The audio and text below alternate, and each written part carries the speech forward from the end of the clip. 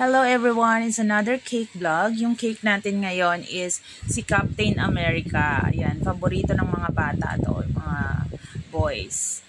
So gawin natin, ang size niyan is 7 by 4. Ang kanyang cake board is 10 inches.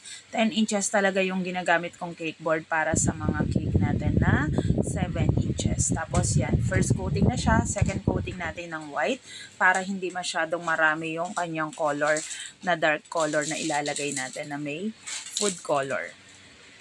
Pakinisin lang natin siya. Ayan. Tapos, ayan na, ilagay na natin ang kanyang final color. Medyo nasobrahan pa nga yung pagka-red niya, naging maroon tuloy.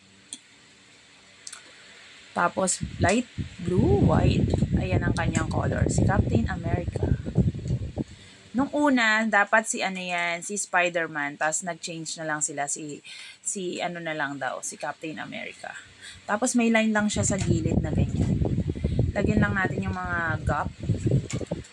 Ayan. Tapos, pakinisin natin siya on top. At yung linisin natin yung pinaka-down niya. Tapos, may design lang siyang parang shell sa pinaka-cake board natin. Tapos, sa may top, meron siyang ganon. Kaya, nire-ready ko dyan sa piping yung isa pa. So, ayan siya, B. O, diba? So, ganyan lang siya. Tapos, ilagay na natin yung happy birthday. So, ayan na si Captain America. Printed toppers lang po tayo. Tapos, meron siyang mga stars sa gilid. Ginaya lang natin.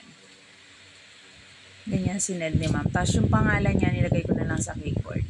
8 at 7. So, ayan na ang ating cake. May kasama yung 12 pieces cupcake. Ayan. Tagalambakin yung nag-order nito. So, ayan ang kanyang cupcake. Ilagyan na natin siya. So, ayan na ang finished look. Thank you for watching. Bye!